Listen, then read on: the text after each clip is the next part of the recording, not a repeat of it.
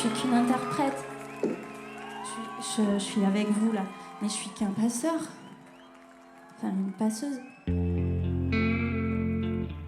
Alors avant, je disais que j'étais danseuse, mais en fait, je pense que maintenant, je peux dire que je suis plus chorégraphe et danseuse.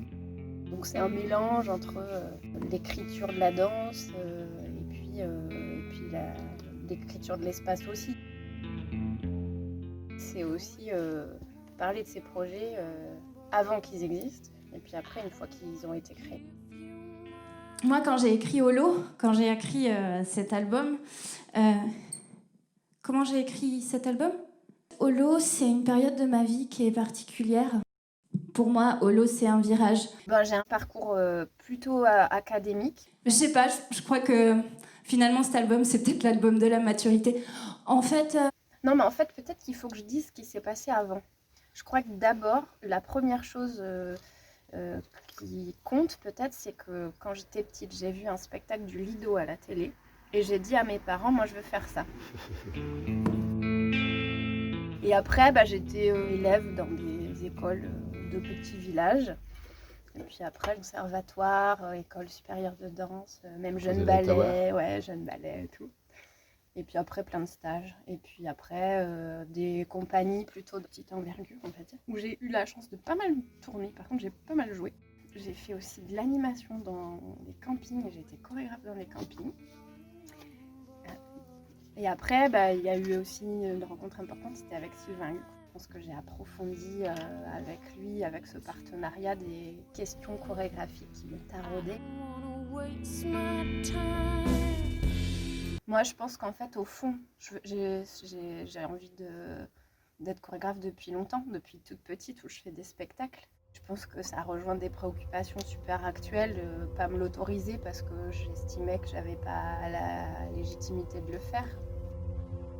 Et à un moment donné dans ma vie, je me suis retrouvée un peu face à un grand vide qui était aussi un grand possible. Et je me suis un peu lancée et j'ai vu que c'était peut-être pas si inaccessible que ça et que aussi je pouvais le faire à ma façon.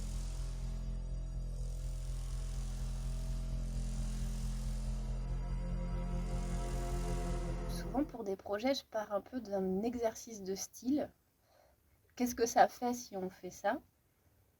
Qu'est-ce que ça fait si on fait un truc avec des escargots ?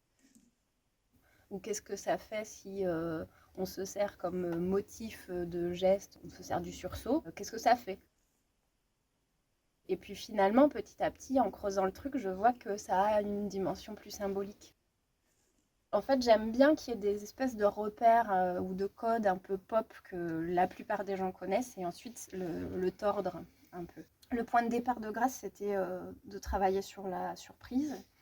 Et moi, je me disais que là où je trouve que les gens sont beaux, c'est quand ils sont surpris. Parce que ils font des gestes qui échappent à leur contrôle. Le meilleur moyen de mettre en valeur la surprise, c'est de mettre un espace parfait, sans surprise. Du coup, là, il peut y avoir quelque chose d'hyper surprenant.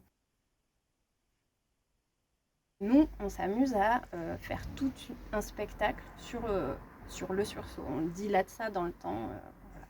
Et on le déploie dans l'espace. Et donc moi, j'avais déjà parlé pour d'autres pièces avant de l'écriture du spontané, donc j'ai envie de capturer cette spontanéité-là et d'écrire avec ça, avec ce qui se passe spontanément quand on sursaute. Je suis mère, belle-mère, compagne, mais sinon j'aime bien aller boire des bières avec des amis, j'aime bien randonner, j'aimerais bien avoir le temps peut-être de faire des trucs qui servent à rien, mais je crois qu'il faut que je me l'octroie ce temps-là.